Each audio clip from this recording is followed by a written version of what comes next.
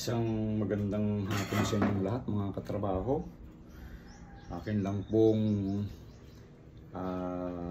ipasisilip sa inyo itong aking ginawang fumes extractor. Sinubukan kong gumawa ko ng yung pang alis ng amoy sa used oil kalan. Kasi pagka ho siya umuusok, nangangamoy at saka yung umuusok, para ho mahigop yung usok sa used oil kalan, ako yung gumawa ng fumes extractor. Ito po yun, oh, mga kasama.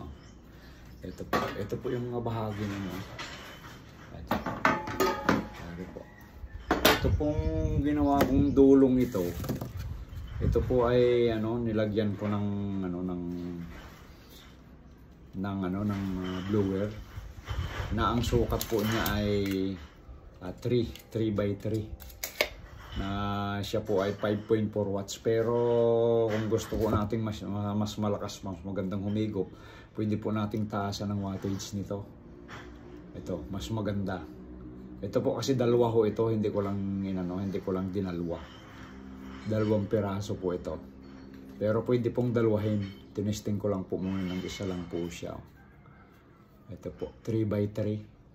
Pwede rin po yung 1x1 na malakas, yung mga 1.2 amperes na malakas. Yun po ay mas maganda, mas malakas humigop. Ito po ang style niya. Oh. Ito. Bago ito pong ginawa kong ito po. Oh. Yan. Sukat po naman ito ay 7x7 inches. Bago yung low ang ay 3.5 po siya. Ito po ay mayroon ho dong filter na carbon filter. At saka ito po mayroon pa rin po dito. Nag-order po ako sa Lazada, hindi pa ho dumadating. Yun po yung mga ginagamit ng yung sa mga extractor ng ginagamit po namin sa electronics pag yung sa naghihinang, yung soldering iron. Iba po ang sukat nun, malapan lang.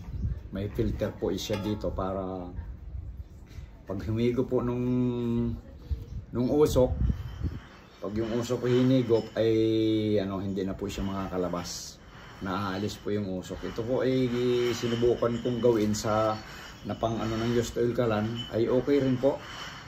Kaya nga lang po hindi pa dumadating, pero sinubukan ko po itong lagyan nitong foam po siya. Ito po, po siyang nilagay ko. Yan. Ito po, foam. Okay rin po siya. Kaya lang kailangan talaga malagyan siya mga kasama, mga katrabaho ng yung filter na carbonized po yun eh. Bali filter po na para pag dumating po yun, pwede na po ito. Pero natesting ko na po ito, kaya lang ito mga nag-itim. Gawa ng pagka-welding ko po dito. Stainless po ito. Ito, stainless ang ginawa ko. Pero ito ang dulo, hindi. Kasi ito lang pong natira kong stainless. Ito po, hindi rin. Ito. Yan. Yan lang po ang niya, no? Madali lang pong gawin yan. Mas pwede hong i-improvise. Mas maganda. Ito po siya nasasalpak lang dito. Ito pong ito, natatanggal din po yan. Pwede rin pong dagdagan ng isa pa para mas malakas. Pwede palitan ng mas mataas ang wattage na ganito rin kalaki para hindi na po magdadagdag. 12 volts po ang supply niya, no? Hindi yan na po ang Hindi ko na po nilagyan niya ng ng control kasi yan naman hindi na kailangan ng control pagka umikot po siya. Yan po. Yan na lang siya. Yan. Ito po natatanggal din po yung dulo niyan. Ito.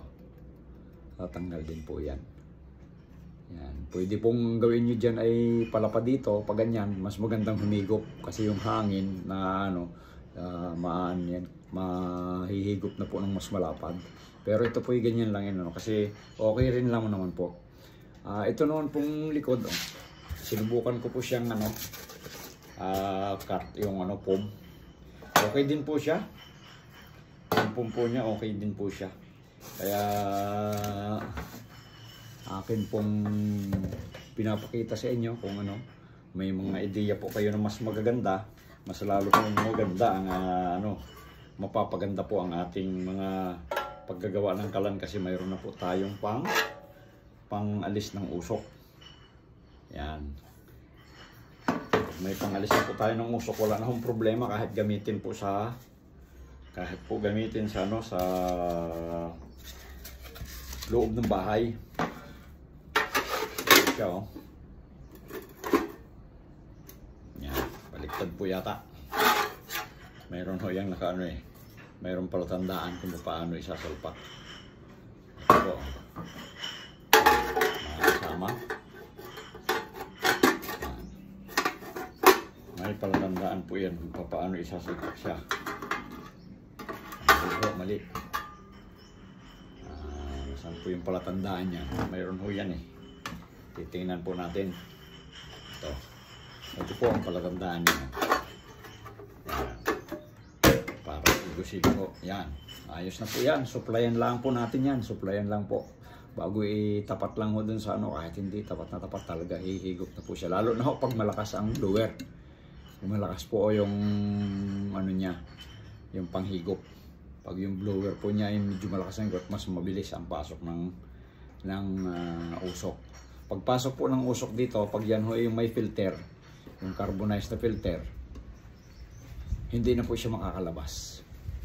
Hindi na po lalabas yung usok. Pwede naman pong yun ay linisan na lang. Pwedeng bugasan natin, pwedeng linisan, sabunin para pwedeng isalpak huli.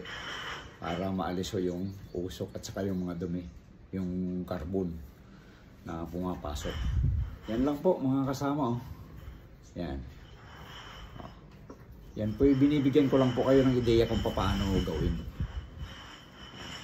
Mas marami pa pong magagandang ideya dyan. Yung konsepto lang po niya ang iniano sa inyo na pwede hong pang ano yan, pwede hong pang higop ng usok, pangalis ng usok, pangalis ng amoy. Kahit ang used oil kalan po natin ay gamitin natin sa loob ng bahay. Pagka umusok na po, paandarin na po natin ito. Yan. Yan po mga kasama, kung inyo pong nagustuhan, ay paki-subscribe naman po ang aking channel. Paki-hit ang notification bell, paki-like and share po para sa susunod na mga video ay kayo po updated sa aking mga ini-upload. Maraming salamat po. Pagpalain po tayo ng ating Panginoon.